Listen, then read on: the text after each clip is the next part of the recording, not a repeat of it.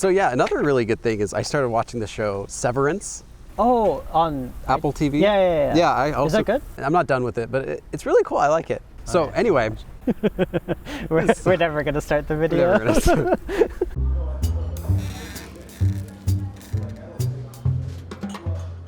Hello and welcome to another episode of A Glass with Billy. And this with me today is Forrest. For people who are watching and they haven't seen you before, who are you? So I'm Forrest. Who am I? I've been studying Korean for about 7 or 8 years, and I currently live in Korea and studying psychology and English literature, but with a focus in English education. I'll graduate and then I'll probably go to grad school, but also I'm really active in the Korean learning community as well. I've been, again, studying Korean for a pretty long time now. I go to university and take classes in Korean, so I'm fluent. What we're going to be doing today, and the reason I brought him here, is we're actually going to be giving you some tips for how to think in Korean. One of the things that I've heard a lot of teachers say is that it's so important that you try to use Korean as much as possible, and one of the ways you can do that is by thinking in Korean, but then exactly how does that work? We're going to be giving some exact methods that I've used as well as some things that Forrest uses, and these will work for all levels. So then going back to thinking in Korean, what would be the problem if someone just doesn't think in Korean? Why do you even have to? What's the issue?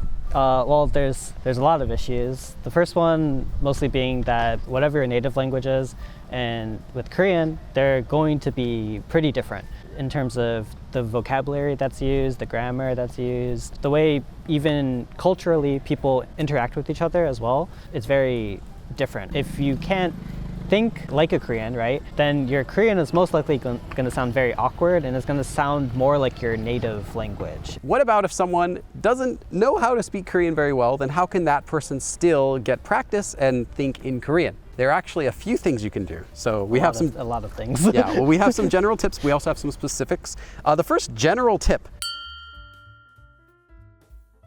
increase your exposure. So if you hear something a lot, obviously, you're going to start to recognize that word. Obviously, you might not know what it means until you look it up and you've used it, but if you still hear something all the time, you're going to at least recognize it again the next time you hear it. So first of all, you need to start increasing your exposure a lot. What kind of things would that be? Anything that is especially, used by native Koreans is what you want to stick with. There are some material or some content that is catered more towards learners, which is also useful, but at the same time you should watch variety shows, especially, is what I always recommend. Okay. The only problem with like dramas and movies especially is that they're dramatized, right, and it doesn't really represent natural Korean conversation. Whereas with variety shows, it's a bit more natural, it's less scripted. You're going to come across more commonly used language. Should someone then spend all day watching Korean variety shows? No. But this is just one way to just start getting a good feel for how Korean is spoken. And the next tip that I have for how to think in Korean is actually a tip it's also for speaking. And that is to focus more on the general idea of what it is that you want to say and less on trying to translate any sort of sentence. If you wanted to say like, oh, I'm so hungry, I could eat a horse. Focus on the key part of the sentence. Yeah, so I usually just say to like simplify your speech, especially as a beginner. Don't try and commonly use like idioms or figures of speech and stuff like that. Yeah, you want to, but it doesn't work the same way in Korean. Especially as a beginner, it's really important to just sort of simplify your thoughts into like the basic idea, and that will lead you to more natural sounding Korean. And then eventually over time, as you gain more exposure, more practice, then you can add on, more like fancy idioms or things like that. This was also something that I did when I was a beginner, and it helped a lot. It allowed me to sound more natural right away, even though my sentences were shorter. Because they were shorter, it allowed me to say more than I could have otherwise. I think that's a really good point, because like if you're thinking more simply, right, and just getting that concrete idea down, you're not spending so much time thinking, and that's one of the problems a lot of people have when they're trying to speak. They're thinking too much. And by the time you're done thinking and translating in your head and things like that, like the conversation has already gone on to like some other random topic. The idea is to communicate, not to like show off your intelligence or something like that. Like that, you know, that comes later. That comes later. The next tip that I have is to try to set aside times or a certain time when you will use Korean for your thoughts. It can also be while you're getting ready for work. What other tasks do you think you could just do like mindlessly? I don't know, while you're cooking, shower. Showering? You come up with the best thoughts. When you're showering. The point is that it doesn't have to be like a special time where you decide, I'm going to sit down now and think in Korean. When you're learning a language especially, it's really important to just try and incorporate it into your daily life as much as you can. I mean, most people don't have, you know, the entire day to just study and use the language like 24/7, right? Even people who live in Korea don't have that opportunity. Right, exactly. Usually. Even if you're not using Korean, you know, with like friends or things like that, at least like you can set aside a little bit of time throughout the day. The next tip that I have is one of the specific things that I used to do, and that is what I could call the room analogy. The way it works is imagine that there is a room and it's completely empty. There's no walls, no wallpaper, no tables, no chairs, nothing for you to eat. Close your eyes and imagine that you're in that room right now. Every time that you go into that room, it's going to be the same. Now, if you want to add something to that room, you have to add it by knowing the word in Korean. You want a table, you have to know the word for table. You want a chair. If you want to sit down in the chair, you have to know the word for sit down. If you want to drink something, you have to know the word for drink. And that's all you have access to in this room. And the point is that whenever you close your eyes, you've now made a space for yourself that you can return to. And when you're in that room, everything in there is something that you can do, or something you can interact with. And if you do this on a regular basis and you have a larger room, you'll get used to doing regular things that will also help your Korean speaking. And even if you were to open your eyes right now, you can still close your eyes again and see that exact same room. So then the way it works is, let's say you wanted to think in Korean while you're cooking.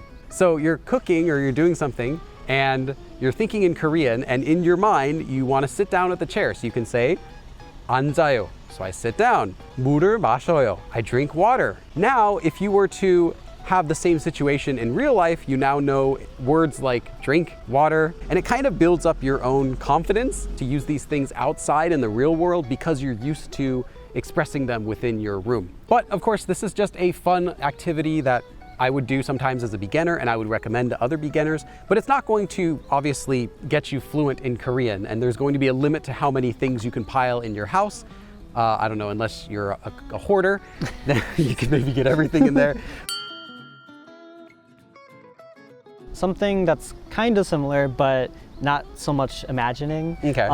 It's just using what is around you. You might be like at your desk at work or something, and you know, usually like at your desk you have a ton of different things. You have files, you have, you know, your computer, right, things like that. And so you should be like, oh, what is that in Korean? So especially for like nouns, and if you do know the word, then like say it to yourself, even say it out loud if you can. And then I guess for like verbs or adjectives, maybe while you're like people watching or something, maybe try and describe like a person that you're seeing in your head. Like just constantly try and think in Korean. So how do you think in Korean? You think in Korean, son. It sounds, but it's literally a habit that you have to form. You know, obviously you will lack vocab, right? You will lack grammar, and you can just keep adding as you learn, but you need to practice what you study so that you actually retain what you're learning. That's just like at least one way to help retain it, I think. Like if I have to go to the doctor or like the dentist or something where you don't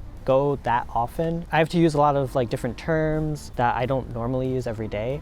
And before I go, I have to like, you know, sometimes look up words, especially if it's like a symptom that I've never had before or things like that. And then what I do, especially in order to retain those like newly learned vocab words, I usually just like picture myself, you know, talking to the secretary or something, just going through the conversation. Also thinking of like multiple different types of conversations, right? They might ask you different questions, and that's something that has really helped me. It's not an easy thing to like go to the bank and like set up a bank account, and they're gonna flood you with words that you have no idea what they mean. And yeah, you could not have prepared for a lot of the Right. words. And so if that happens, then think of like what questions you need to ask. You know, how can you ask for like clarification? Practicing that, those scenarios in your head is also something that can be helpful for any level, honestly. So these are just some of the tips that we have. What ways do you use to think in Korean? Let me know any tips that you might have for thinking in Korean that I missed in this video. Thanks for watching, and thanks again to our guest. Forrest? And I will see you again in the next episode. 그럼 다음에 I 또 봐. can't do it. 그럼 다음에 또 봐. Bye.